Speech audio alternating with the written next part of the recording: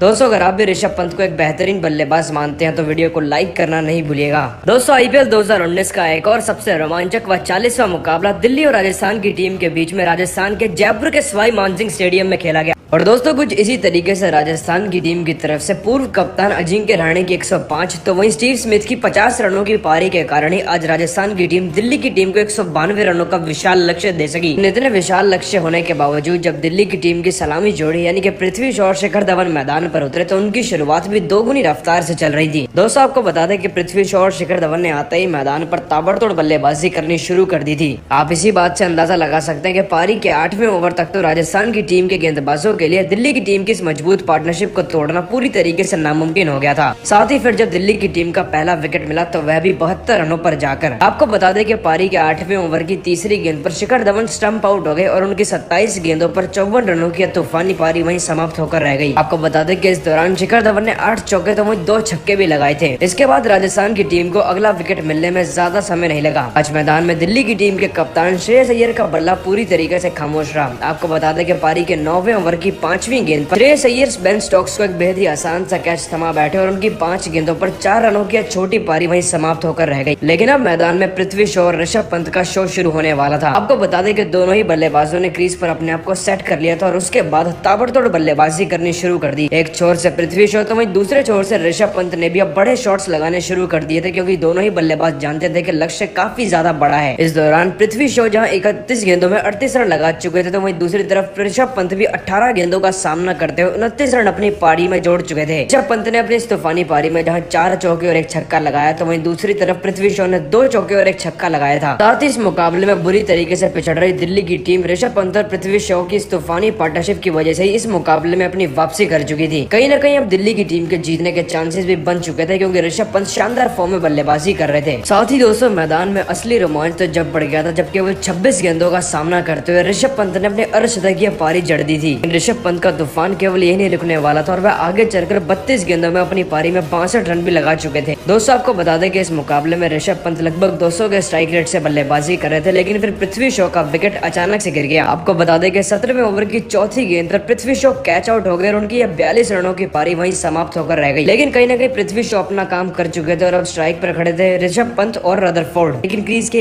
एक छोर से ऋषभ पंत जोरदार बल्लेबाजी को जारी रखे हुए थे। सिर्फ इतने नहीं दोस्तों आपको बता दें कि 19वें ओवर की आखिरी गेंद पर ऋषभ पंत ने अपने एक हाथ से फिर से छक्का लगा दिया जिसके बाद अब आखिरी ओवर में दिल्ली की टीम को 6 गेंदों में जीतने के लिए मैच 6 रनों की दरकार थी। जिसके बाद अब मुकाबला काफी ज्यादा रोमांचक हो गया था और आखिरी ओवर की पहली गेंद पर स्ट्राइक दे दी थी सिंगल रन लेकर कोलिन इंग्राम ने ऋषभ पंत के हाथों में। और फिर इस ओवर की दूसरी गेंद पर ऋषभ पंत ने बड़ी आसानी से एक छक्का मार के अपनी टीम को इस मुकाबले में वहीं विजयी बना दिया। दोस्तों आपको बता दें कि इस मुकाबले में ऋषभ पंत ने केवल 36 गेंदों का सामना करते हुए 78 रनों की एक नाबाद व सबसे ज्यादा तूफानी पारी खेली जिसके कारण 192 रनों का विशाल लक्ष्य और दिल्ली की बल्लेबाजी पस्त होने के बावजूद भी दिल्ली की टीम इस मुकाबले को जीत पाई। ऋषभ पंत की तारीफ अब सारे देश में करी जा रही है लेकिन ऋषभ पंत की बल्लेबाजी को आप सभी 10 में से कितने नंबर देंगे इसका जवाब कमेंट सेक्शन में जरूर दीजिएगा। आपको बता दें कि मुकाबला अपने आप में काफी ज्यादा रोमांचक होने वाला है क्योंकि दिल्ली की टीम जहां अपनी रैंकिंग को बेहतर करना चाहती है तो वही दूसरी तरफ राजस्थान की टीम के पास खोने को कुछ नहीं है। इस मुकाबले की बात करी जाए तो आपको बता दें कि दिल्ली कैपिटल्स की टीम ने टॉस जीतकर पहले गेंदबाजी करने का फैसला किया। दिल्ली की टीम की गेंदबाजी तो मजबूत है लेकिन इस मुकाबले में शुरुआत दिल्ली की टीम के खिलाड़ियों के मुताबिक नहीं रही। आपको बता दें कि राजस्थान की टीम के बल्लेबाजों ने आज मैदान पर आते ही ठान लिया था कि वह दिल्ली की टीम के गेंदबाजों की जमकर धुनाई करेंगे। हालांकि यह भी बात सच है कि राजस्थान ने अपने शुरुआती दौर में ही सलामी जोड़ी के धुआंधार बल्लेबाज संजू सैमसन का विकेट गंवा दिया था।